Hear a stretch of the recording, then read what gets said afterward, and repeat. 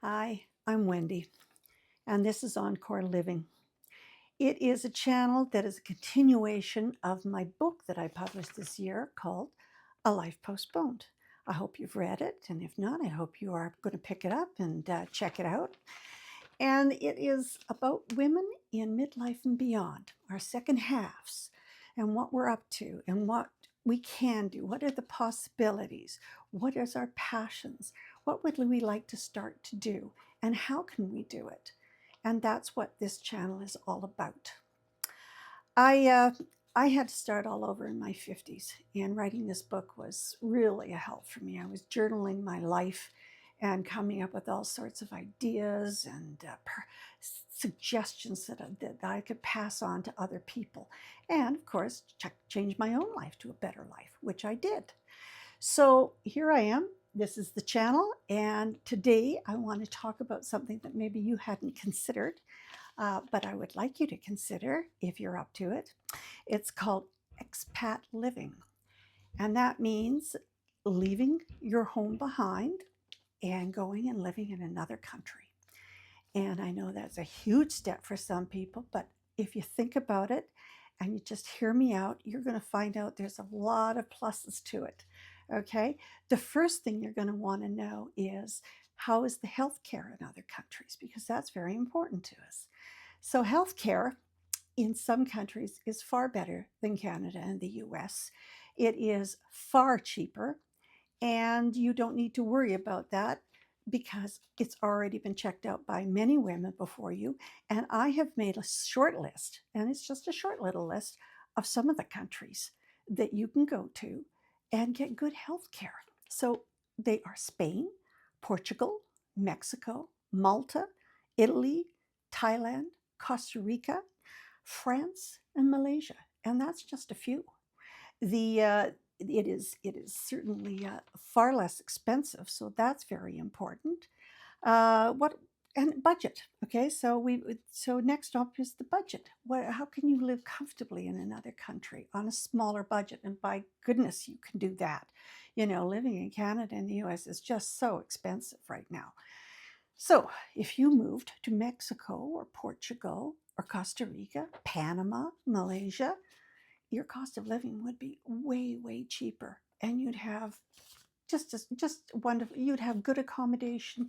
You could buy food, and everything is less expensive. The one thing I would encourage you to do is to make sure that your lifestyle fits the country you're going to. And I'm talking about if you happen to be gay or LGBTA. Uh, some of these countries are homophobic.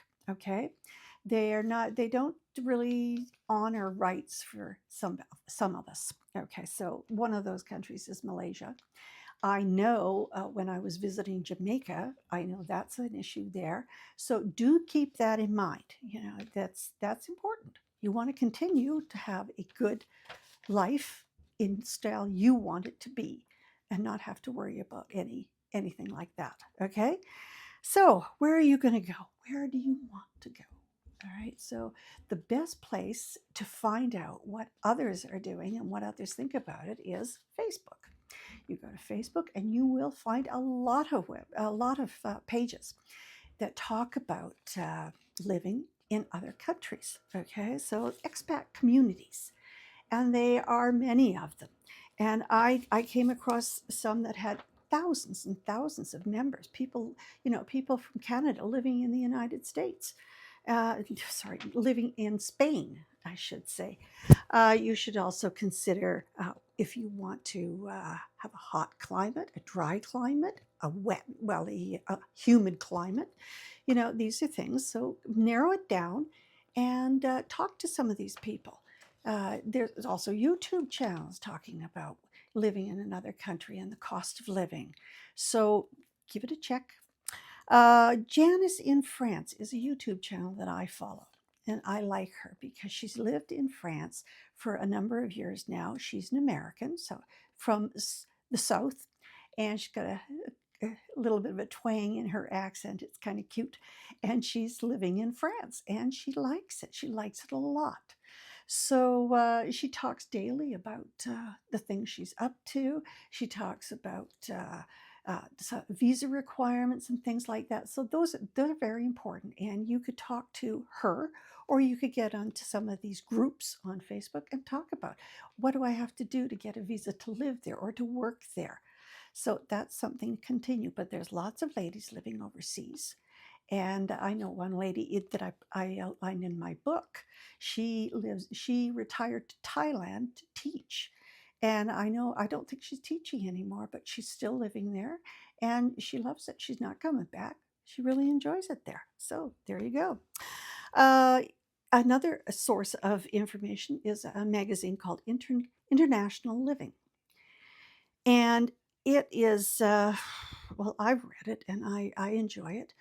You have to pay for a subscription, or you can just kind of, you know, look at some of the things they suggest before you have to buy it. If you're really thinking about moving to another country, yeah, I might consider, subscribing, because they give you an awful lot of details, and it's from people who actually do have taken the step. They have moved to another country. So if you want to give it a try, do. You don't have to make it permanent if you don't like.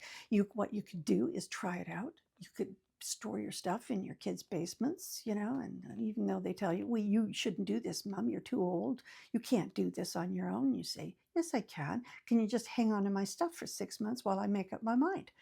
Or get one of those storage units and put your stuff in there and try it for 6 months, a year, and see what you think.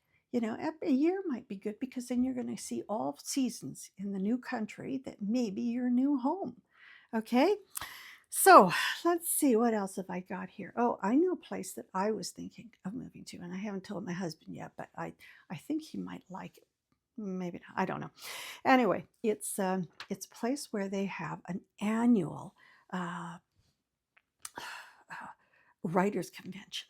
Okay, and it's a writers convention to celebrate the art of writing and reading and forge literary connections across Mexico, the US, and Canada. So I would really love to do that, because I love to write.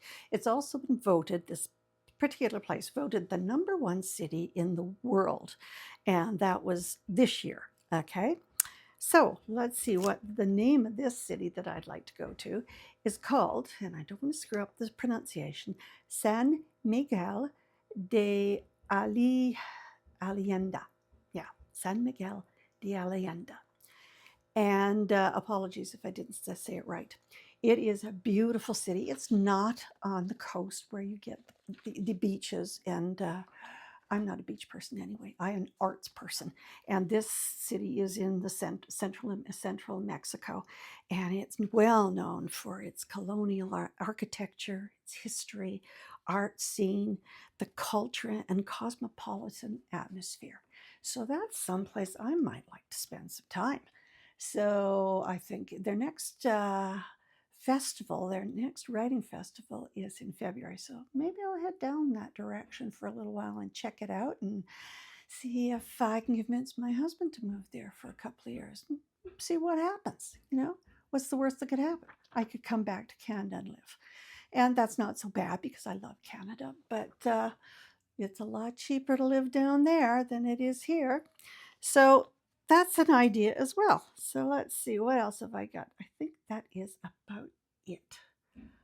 Yes. So so basically, try it out. Do some research.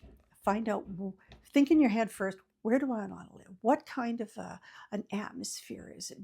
I mean, there's lots of expat communities in other countries where you're living amongst other Canadians, other U.S. citizens, or you could get out and live with the locals. You don't, but decide what you want to do. What do you want to try?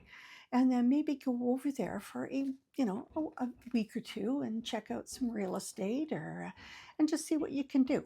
Uh, if you really decide to live in that place, then you will want to check out how to get your visas, and so you can work there, or do volunteer work, or what's going on in the country. So yeah, give it a try. And that's about it for today. Uh, I'd love to hear your ideas. Where would you like to live? And yeah, what would you recommend? Or are you there right now? And I would really love to hear from you. So take care. Encore Living is the name of my channel. My book is A Life Postponed, and we'll talk to you later. Bye bye.